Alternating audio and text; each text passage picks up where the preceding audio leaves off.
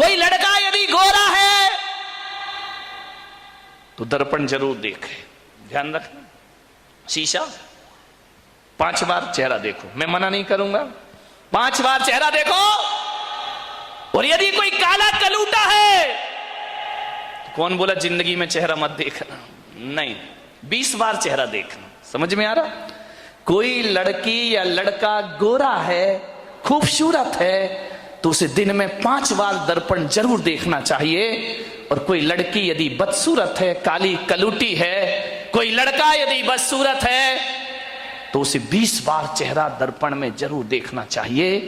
जब गोरा आदमी चेहरा देखे तो उसे देखते समय यह सोचना चाहिए कि ईश्वर ने मुझे जितना खूबसूरत और सुंदर बना के भेजा है, इससे भी ज्यादा सुंदर मेरा व्यवहार होना चाहिए, मेरा नेचर होना चाहिए, तो आदमी की जिंदगी सार्थक होगी। गोरे लोग इसलिए चेहरा देखें कि जितना मैं गोरा हूं, जितना मैं सुंदर हूं, इतना ही सुंदर मेरा स्वभाव भी होना चाहिए, इतना ही सुंदर मेरा व्यवहार भी होना चाहिए, तो इस सुंदरता की कीमत है।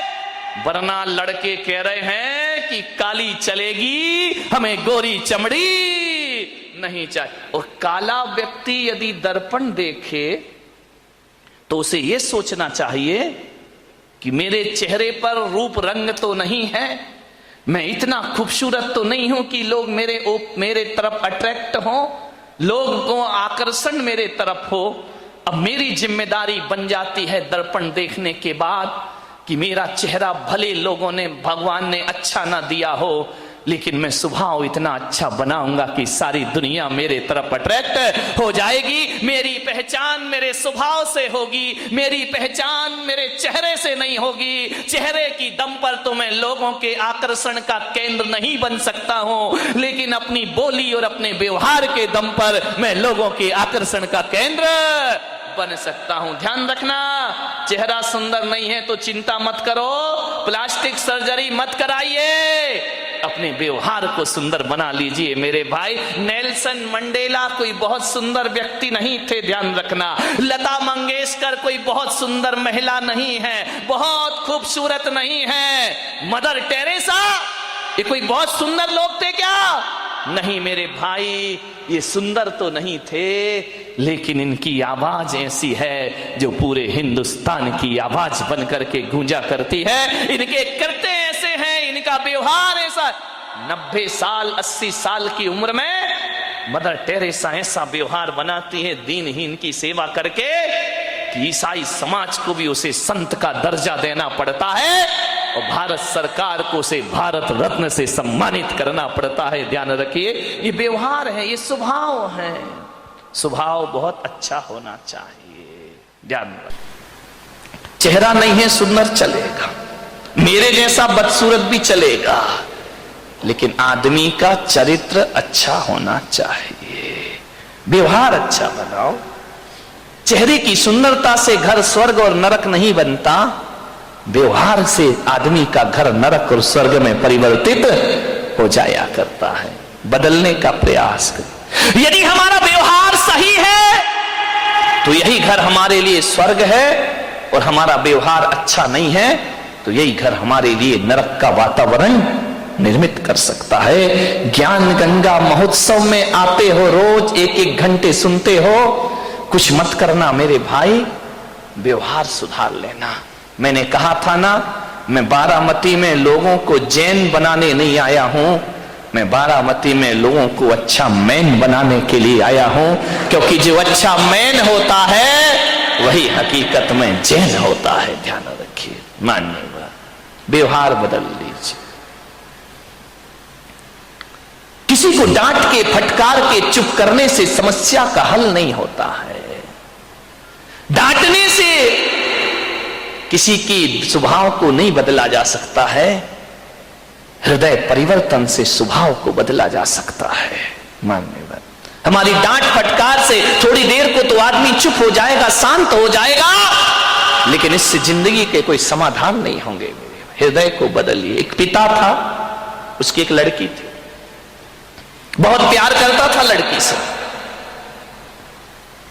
अपनी प्राणों से ज्यादा प्यार अपनी बच्ची से करता था। हर पिता करता है, कौन है जो अपने बच्चों को प्यार नहीं करता है। इतना प्यार माँ बाप के लिए, बच्ची सुंदर हो या गोरी हो या काली, इसका कोई फर्क नहीं पड़ता, बच्ची तो बच्ची हुआ करती है। बहुत प्यार करता था लड़की से, हर इच्छा उसकी पूरी कर देता था।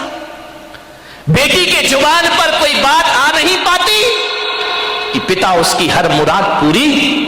अरे भगवान से मांगने में तो थोड़ा समय लग जाता था, मिलने में, लेकिन बेटी ने यदि कुछ कह दिया तो पिता सबसे पहले अपने बेटी की इच्छा पूर्ति करता था।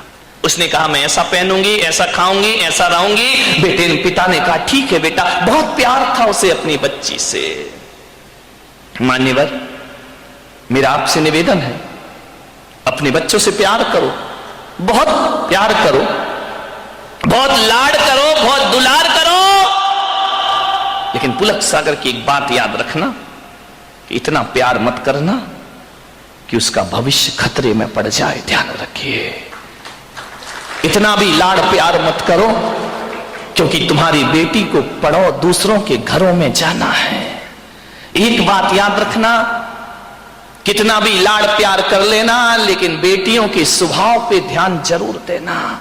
हकीकत में बताऊं तो 90% ससुराल खराब नहीं होती, 90% हमारी बेटी का स्वभाव खराब हुआ करता है। ध्यान रखिए, आपको विचार करना है। इतना लाड़ मत करो कि वो जिद्दी हो जाए, वो बड़े छोटों का भेद ही भूल जाए, वो मान मर्यादा ही भूल जाए, वो भूल जाए कि मैं भारतीय नारी हूं। ध्यान रखना, सुविधाएं दो, इतना मत देना कि कल तुम्हारे लिए उसका प्यार दुखदाई बन जाए। ध्यान रखिए, उस पिता ने, सेठ ने बहुत प्यार किया अपनी बच्ची को, इतना प्यार कि वो लाड़ लाड़ में लड़ंका हो गई। एक बात ध्यान रखना, लड़ंका बहू से घर नहीं चलता, लड़ंका नहीं प्रियंका चाहिए। ध्यान रखिए, विचार करिए, लड़ंका नहीं चाहिए, लड़ने वाली नहीं चाहिए, जो खुशियां बांट सके ऐसी बेटी अपनी बना करके तैयार करो। उसने, सेठ ने बहुत प्यार किया,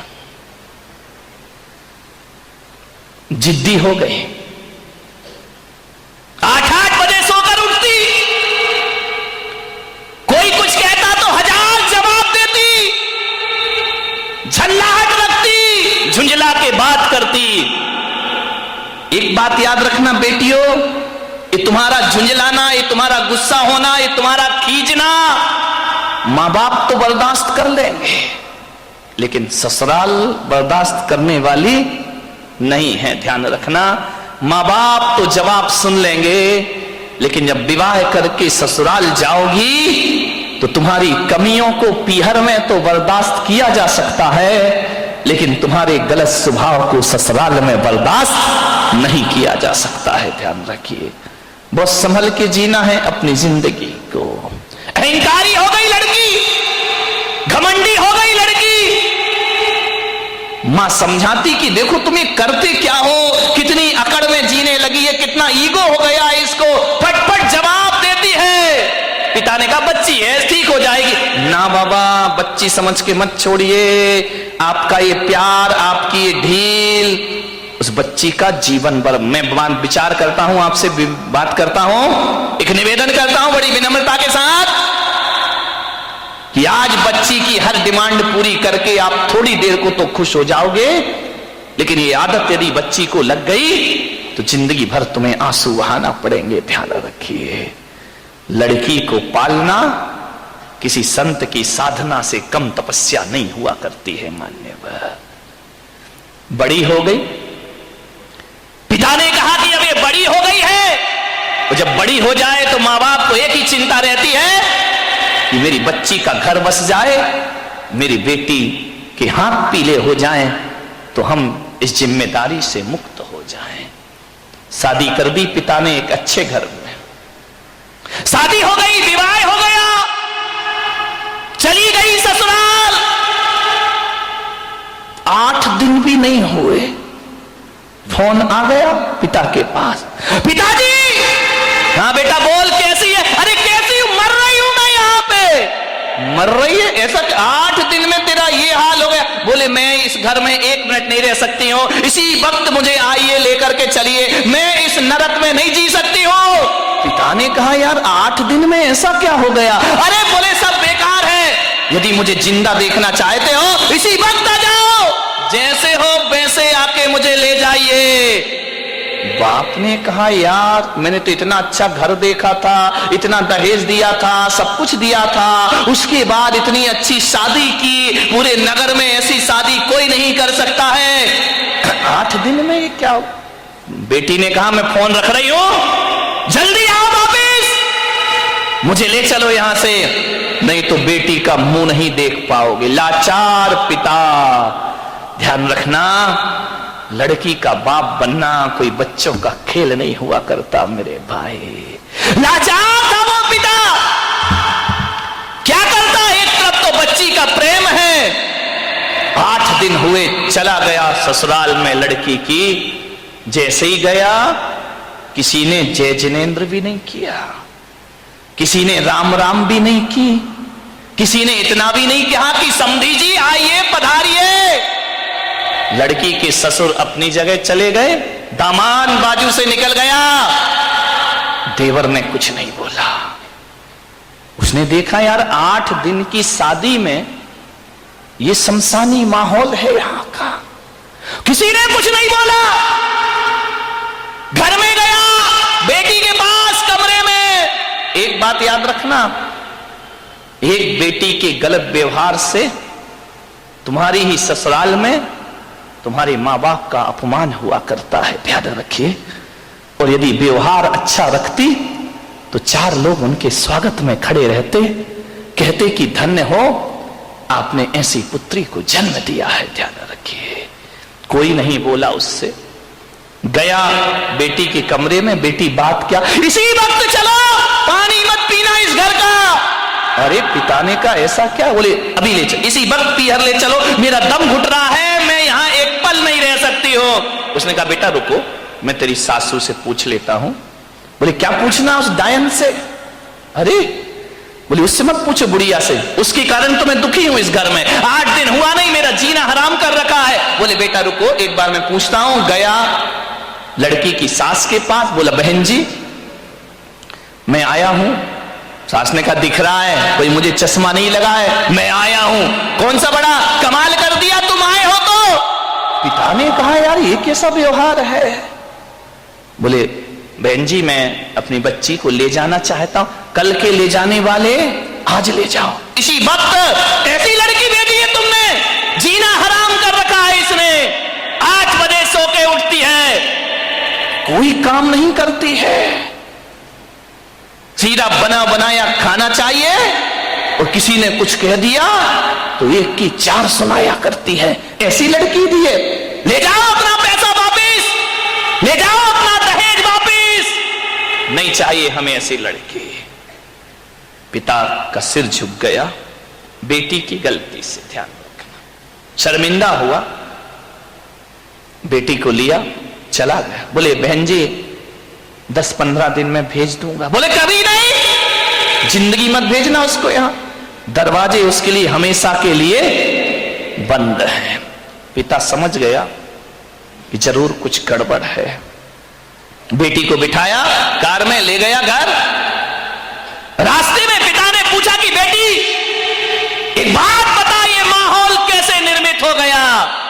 बोले पिताजी कहां पटक दिया तुमने मुझे ले जा करके, इससे अच्छा तो कुमारी रह लेती तो अच्छा था। बोले बेटा एक बात बताओ, देखो चिंता मत करो, मैं हूं ना, सब सही हो जाएगा, एक बात बताओ तुम्हारी ससुराल कैसी है? बोले देखी नहीं है क्या, एकदम नरक, ससुराल नरक। बोले बेटा एक बात बताओ तुम्हारी सास कैसी है? बोले डायन। सास डायन, चुड़ैल। अच्छा ससुर कैसे हैं? ससुर राक्षस पूरे। अरे बाप रे, ससुर राक्षस, सास डायन। बोले बेटा अच्छा एक बात बता, जेठ कैसे? बोले धूर्त नंबर 1 का मूर्ख। अरे बोले देवर कैसा है? बोले आवारा बदमाश, यहां वहां घूमते रहता है। अच्छा तो बेटी एक बात बता, ननंद कैसी है? बोले नंबर 1 की चुगली करने वाली चुगलखोर, उसके उसके जैसी लड़की मैंने जिंदगी में नहीं देखी। तो बोले बेटा एक बात बता, तेरा पति कैसा है? बोले साक्षात यमराज है। पति यमराज, ससुर राक्षस, सास डायन, देवर आवारा, जेठ मूर्ख, ननद चुगलखोर। बोले एक बात और बता दे बेटा, तेरे पड़ोसी कैसे हैं? बोले एलएलबी। बोले एलएलबी? बोले लुच्चे लफंगे बदमाश। एलएलबी तो यही होता है। बोले लुच्चे लफंगे बदमाश। अरे पिता ने कहा यार एक आदमी गलत हो सकता है, दो गलत हो सकते हैं, पूरी ससुराल का हर मेंबर गलत है। ससुराल तो छोड़ो, पड़ोसी भी गलत है। समझदार पिता था। ध्यान रखना, लड़की के माँ बाप को बहुत समझदार होना पड़ता है। उस पिता ने कहा कि अब गड़बड़ ससुराल नहीं, गड़बड़ मेरी लड़की है। एक भी तो अच्छा नहीं है पूरे घर में, जो देखो सब इसके खिलाफ है, जो देखो सबकी ये बुराई कर रही है। बोले बेटा चिल्ला। बोले पिताजी अब मैं कभी नहीं जाऊंगी। बोले मत जाना, तेरे बाप का घर है, आराम से रहना। बेटी अपने यहां किसी चीज की कमी नहीं। ले गया पीहर में। अब चली तो गई, भाभी ने देखा अच्छा आ गई देवी जी, इसका मतलब है कि अब विचार बना कि अब यहीं रहेंगी। तो भाभी ने कहा ला चाबी इधर। कहां की भाभी? अभी ध्यान रखना 2-4-8 दिन को जाओ तो भाभी भी इज्जत करती है, और जब रोज रोज रहने लगो तो भाभी भी कहती बहुत हो गई दीदी दीदी जीजी जीजी, अब साइड हो जा, चल उठ, खाना बना, चाय ला, नाश्ता ला, बहुत ऐसो आराम हो गए तेरे। उसने कहा यार भाभी तुम तो मुझे इतना प्यार करती थी। अरे बोले करती थी प्यार, तरीके से रहे तो प्यार करे, अब तू ससुराल छोड़ के आ गई, यही रहेगी क्या? हमारी छाती पे दाल डलेगी। अरे उसने कहा यार भाभी का तो नेचर बदल गया, ज्यादा लड़की पीहर में रहेगी इज्जत खराब हो जाएगी मेरे भाई। ध्यान रखना, लड़की की शान पीहर से डोली उठना है और ससुराल से अर्थी उठना, ये लड़की की शान हुआ करती है, ये लड़की का जीवन हुआ करता है। भाभी का व्यवहार, मंदिर गई 1 दिन 2 दिन 5 दिन 2 महीने हो गए, अब तो मंदिर वालों को परेशानी हो गई। पूछने लगे क्यों, लेने नहीं आ रहे क्या? अब तेल जले तेली का, दिल जले मसालची का।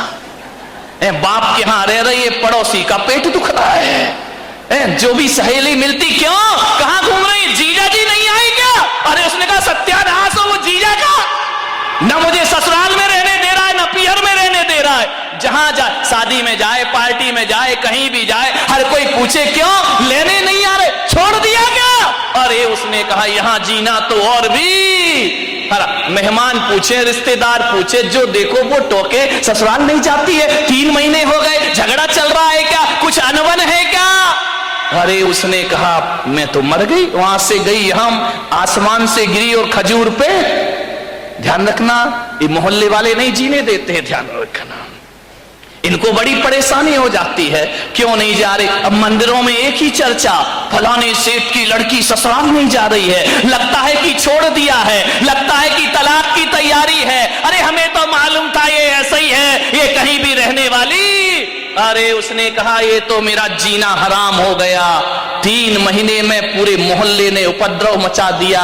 बोले सेठ जी ये लड़की जाती नहीं है क्या? अब सेठ क्या बोले? सेठ एक दिन उदास बैठी थी झरोखे पर, सेठ ने कहा बेटी बड़ी दुखी दिख रही। बोली करूं क्या पिताजी, मैं ससुराल बिल्कुल नरक है, और यहां शादी के बाद क्या आ गई कि मेरी इज्जत ही मिट्टी में मिल गई। जो देखो मुझे शक की निगाह से देखता है, जिससे बात करो जैसे ही बात करो पहला प्रश्न होता है जीजा जी कहां है? अब वो जीजा ने तो मेरा जीना हराम कर दिया है, इससे अच्छी तो पिताजी मेरी शादी ही नहीं होना थी। ध्यान रखना, यदि मोहल्ला टोंकता है, समाज टोंकती है, तो बुरी बात नहीं है, ऐसे ही टोंका करो, किसी का उजड़ा हुआ घर फिर से बस जाएगा। ध्यान रखिए मानने में।